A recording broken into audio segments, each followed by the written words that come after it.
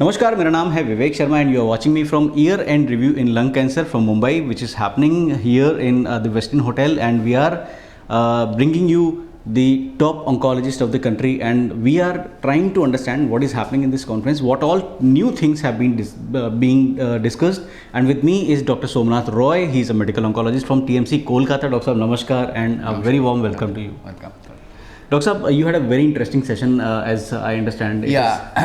Actually, thanks for the organizer for inviting me and present opportunity to present my institutional data. Actually, this EGFR, we have been session in the EGFR session. So I presented our institutional data of the role of dacometinib in advanced EGFR mutated lung cancer. It's a single center single center data of more than 100 patients with advanced NSCLC, those who are upfront EGFR mutation positive and treatment naive. So we're giving dacometinib in these settings. Most interesting things of these data is 42% of the patient in our populations in cohort was an upfront brain metastasis. And usually we do not know what are the role of dacometinib in brain metastasis, because the Archer and other randomized control trial, they are not included brain metastasis use of dacometinib.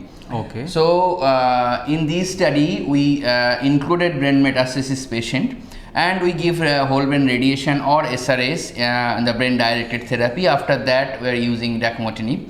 And this is one unicity of these data. So it showed that dacometinib even works in brain metastasis, number one.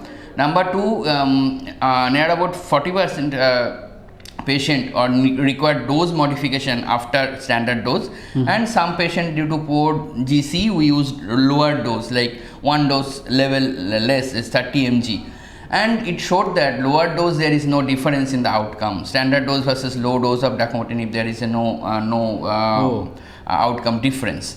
And median PFS of this cohort is 18.5 months. It is almost near about similar to the FLUDA data.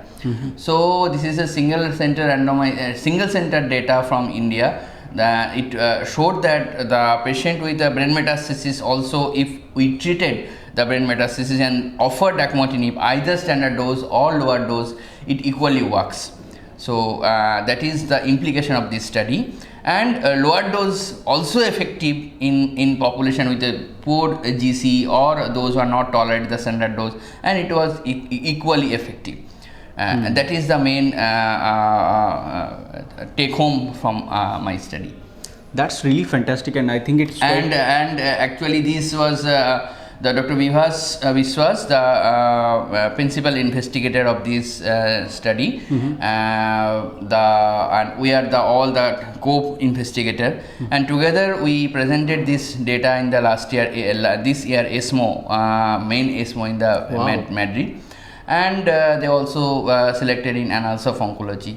So we thank to Dr. Vivas and Dr. Sandeep and our all departmental colleagues. And most of the patient for generating these unique data from India. This is really nice, and I'm so glad to hear this, because in our country such kind of trials, like one very good point you mentioned, that when you reduce the dose, I'm sure effectivity is same, but cost would have come down. So this is how probably could be the ways that I recently last year I heard about that study of immunotherapy. That's why the afatinib came in the picture. The reduced dose of afatinib, we have lots of data. Reduced dose also effective, right? And with the effect of this thought, we have started lower dose some poor GC patient and the standard dose some cohort. So we see that there is no difference in outcome even in this lower doses. It also works. That's amazing. Hats off to you and your team for making this happen. Thank you. Making us Indians proud. Thank you so much.